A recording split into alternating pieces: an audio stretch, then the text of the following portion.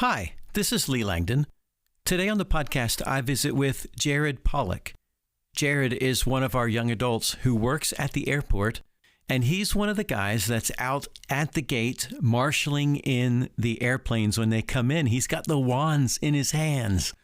It's fascinating listening to him talk about what it means to be a part of a ramp crew and all of the responsibilities that he ends up having as a crew leader.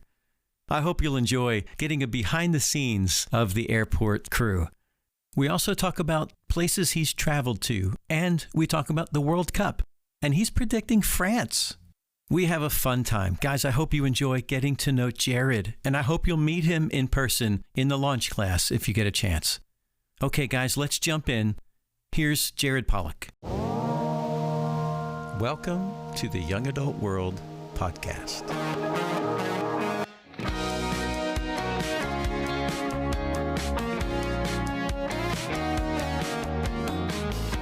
Jared Pollock, welcome to the Young Adult World podcast. Thanks, Lee, for having me. I appreciate it. What, did you just come from work? No, I didn't. I'm actually going to work tonight. Tonight? Okay, tell us where you work. So I work at Will Rogers Airport for American Airlines, and usually the thing that I do to kind of get people recognizing what I do is I make the wand movements with my hands like I'm directing an aircraft, because people certainly identify with that. I do a little bit more than that, but yeah, my official title is ramp agent for American Airlines. When did you start working there? So I started in September of 2022, so it's almost been 4 years. 4 years. Did you just apply? Was it like a random thought? Why are you even there in the first place? Let me see, May of 2022, yeah. When my family, we went to New York City, I just saw the guys loading bags on there, and I was thinking, you know, I could do that. I was kind of in the need of a job, and that was something that I would just kind of cross my mind. Well, as luck would have it, a few weeks later on TikTok, I saw a girl who was doing the same job for Delta, and kind of just talked about it and some of the benefits that it included, and I was just really intrigued by it. What did they have you doing? Well, when you first start, you actually are brought on as a cleaner for some of the overnight planes. So there are some planes that will come into Oklahoma City at 11 midnight. We have to clean them, and we also have to do a security search just to make sure no contraband is on there, everything's good. And I did that for about 4 weeks.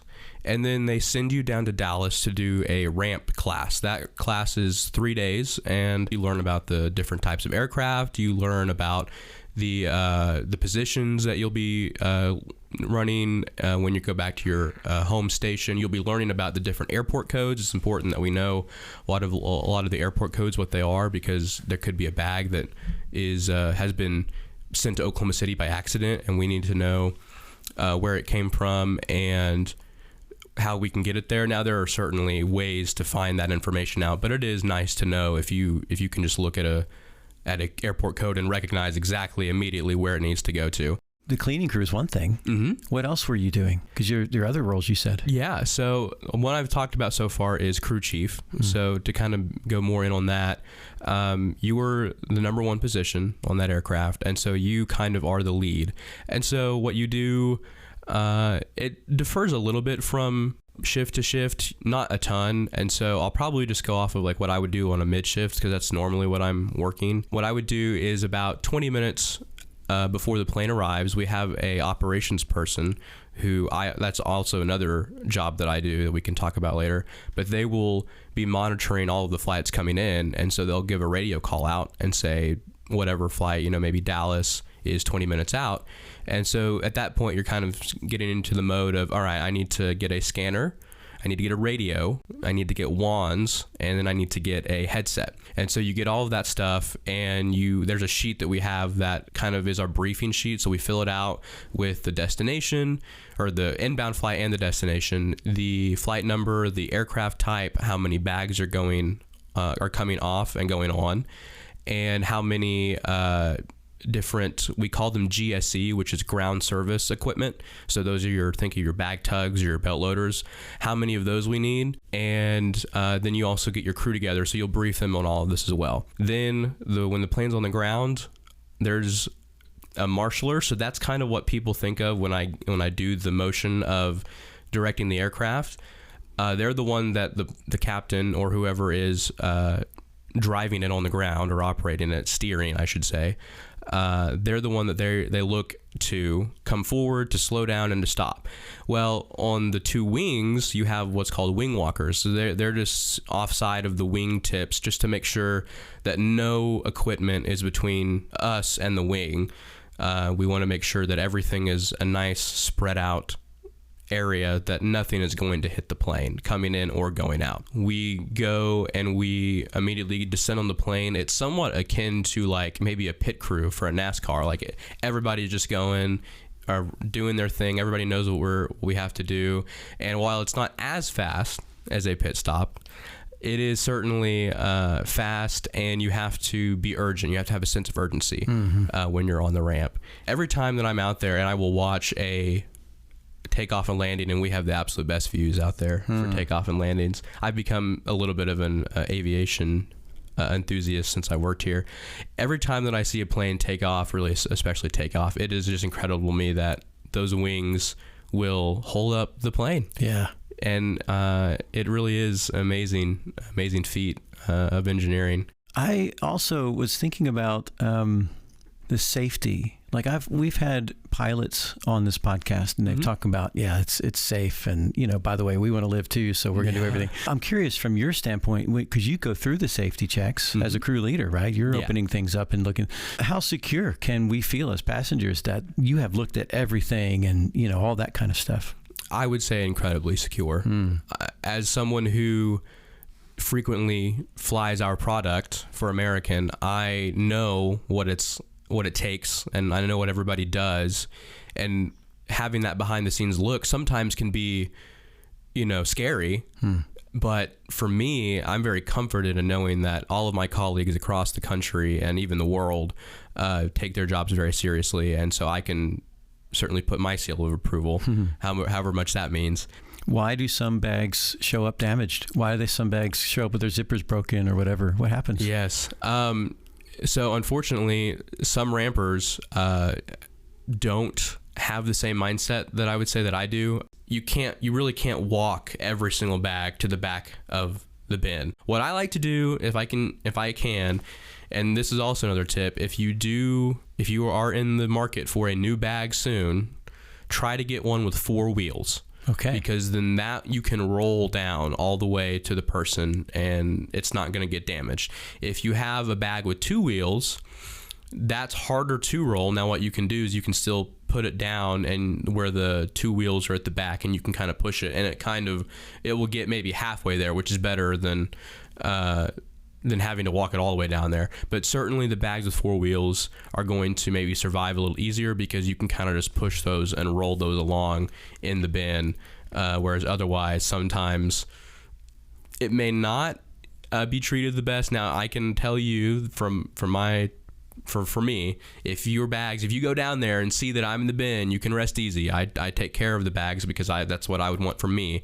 But some other people may not have that same thought process. So do you take advantage then? I don't know what the benefits are, but I'd imagine that you get to fly at a discount of something. Yes, it is a extreme blessing, and that is something that I try every day not to take for granted. Domestically, so I should put a preface on this, it is standby, so it is contingent on there being an open seat, and we're not going to kick a paying passenger off. As long as there are open seats, domestically, it is completely free. Going to an international destination, except for a few in the Caribbean, they do have you pay some taxes and fees, but most of the premium destinations like Europe and Asia is completely free going there, and then coming back you do have to pay whatever that government taxes and fees are that everybody has to pay. It's just usually embedded in the ticket price, but they are very, very minimal, and it is provided an amazing opportunity for me in my early, mid to now getting kind of towards late 20s to be able to travel in ways and go to places that I never would have been able to dream of otherwise. Where have you been? Where have you been able to travel? I have been able to travel, I believe, I think the count is 12 countries since I've started. Wow. I'm mostly focused on Europe. I've always had a love for Europe, the history, the politics, the current affairs, even the church in Europe. I've also been to Japan with my brother, and then I've been to Canada.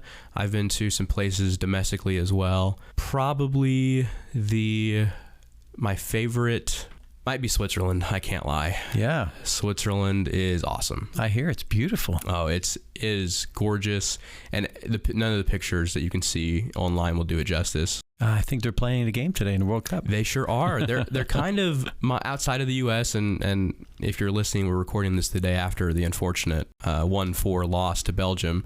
Our guys looked timid and scared, not ready for a Belgian team that honestly had looked a little shaky in this tournament before last night, and we make them look like all-stars, like the Belgium that we played in 2014 when they actually were in the midst of the height of their golden generation. I think they were just flying under the radar. That's true. They are deep and fantastic. When you have guys like De Bruyne and Lukaku subbing in the second half, you know that you're very deep. LeBron didn't even come in. I mean, that's true. That's true. He didn't. Daku didn't come in either. So I mean, you've got some serious depth. They do. They do. They're a good team. And on the contrary, I mean, on the reverse side, like you said, U.S. Oh my goodness, couldn't get their act together at all. No. And I've always been appreciative of Tim Ream, but this was the first tournament where I really felt like his age really, really stuck out poorly. And then Matt Freese, our goalkeeper, just had a few just mental mistakes that you got to feel for him, because this isn't a huge opportunity for anybody like that. But at the end of the day, some of those mental mistakes were unbecoming of someone who was called up for the World Cup. You just can't have those mistakes. In normal, I know we've gotten off onto soccer, which I absolutely love, but in normal season, you're a Dortmund fan, right? I am. I do. I love Dortmund. People have asked me before, why Dortmund? And honestly, it was a kind of a simple but funny story. I got FIFA like 15, I think, or 16, and I was like, you know what? I'm gonna get a soccer team. And I randomized the league first, and it gave me the Bundesliga. And then I randomized the team, and it gave me Dortmund. And so ever since that day, I've been a Dortmund fan. And I really, really enjoy being a fan of the club. They have a great fan base. There's something called the Yellow Wall that is renowned in Europe as one of the toughest environments to play in because of the fans. And they've got, I believe, the largest stadium in Europe for soccer. It holds about 80,000, which I know for us Americans, 80,000 is probably middle of the pack, especially for us college football fans. But it's pretty, for a soccer stadium. For a soccer stadium, that is incredibly large, especially one that's used every week as the season goes on, because there are some stadiums like Wembley in the UK that have like 90,000, but they're only used for certain events and very specific championship events. I'm going to try to do at some point in the fall and or spring is try to go to a Dortmund game. That'll be so fun. Yes, I'm really excited. Yeah. But you did get to go to Switzerland. Yes. And that's pretty awesome. Yes. I've always been a mountain guy, and I can thank my parents for that for sure. They most of our vacations outside of Disney World growing up were going out west. And Switzerland does them like nobody else. And for me, I do think that the best, as far as views go in the world, is in the Alps. Yeah. My wife went to Switzerland when she was in college, and she talks about being above the clouds on the mountains. Yes. I just can only imagine. I've seen the pictures, but I can't imagine being that high. Yeah. It's incredible. And when I went in February of 2025, I have a friend at work who were kind of travel buddies, and we specifically enjoy snowboarding. And we did crunch the numbers, and we actually figured out that with our benefits, snowboarding in Switzerland would be cheaper than snowboarding here in the U.S., which is crazy. It's crazy to say. That's fantastic. And so because it's just a different bus ride, really. Exactly. I mean, that's all you're talking about. Exactly. That's it. Went in February, and we went to this resort called Flumserberg. It's about an hour from Zurich. And at the very top, you can see all around you, and it's just mountain peaks and mountain peaks. And they're a little bit higher than you. You're not at the tallest mountain peak, but you're still pretty high up there. And I think that the top lift at Flumserberg was like 9,000 feet, which is not that high. I mean, Colorado Pikes Peak is like 14 something. Yeah. And I think Wolf Creek, where my family usually goes, is like 10,000. Okay. And so people ask maybe on like a Sunday morning or whatever, they ask you to like just think about where you have felt God. And it is always in those moments where I'm on a mountaintop. It just is so wonderful to be up there. And it really is, for me, my immediate reaction, one, is reverence and just, God, thank you so much for creating this world and creating the beauty in it. But my other reaction too is somewhat like, how can people not believe? I mean, how can people not believe? And I know that sometimes that question can seem rough, but when you're up there, it just is wonderful. And I have a smile on my face just thinking about it right now, because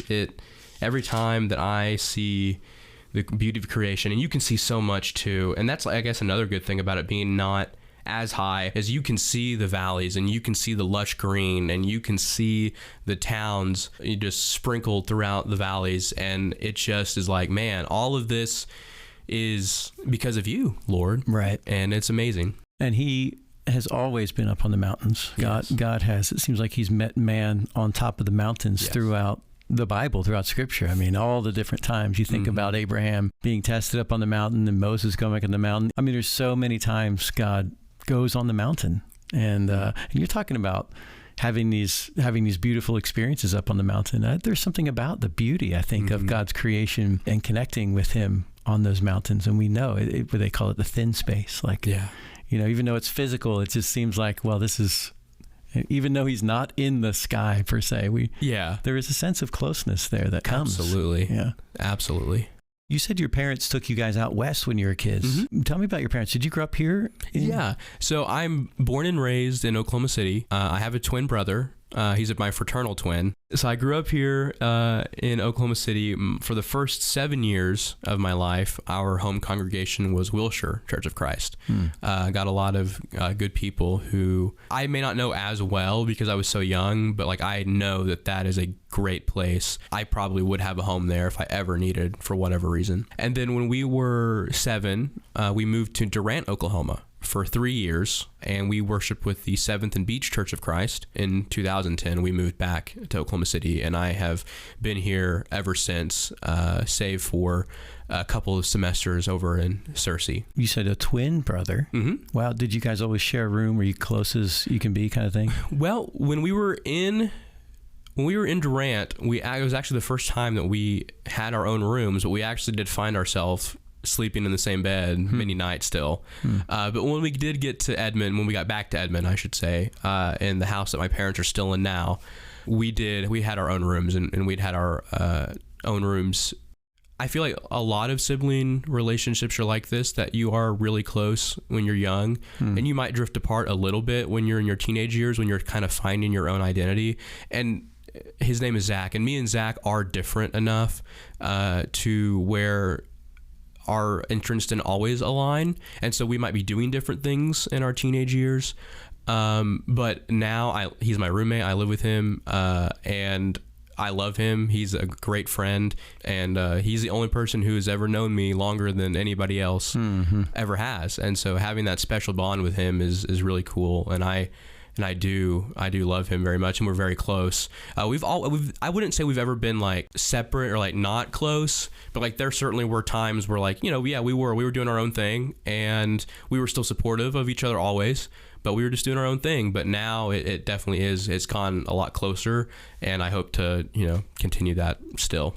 What do you do for fun? Like, I know you travel, but what do you like to do just when you're kicking around the house, or, you got some free time? Yeah. I'm a big sports guy, so I'll usually try to have some sports on the TV at some point. Try to read. I feel like a lot of, especially guys my age, are like this. We try our hardest to read, but sometimes it just doesn't happen like we want it to. I will say I recently moved in with my brother to a condo, and the condo that we bought came fully furnished, and in my room there is a nice leather recliner chair that I have been in every single night that I've lived in this condo, and now all of the nights have been with the book in my hand, but certainly more than previously. And I do attest that to having a great reading chair has made me get into the mood for reading more than maybe I had been previously. So I'm trying to read. I do like a lot more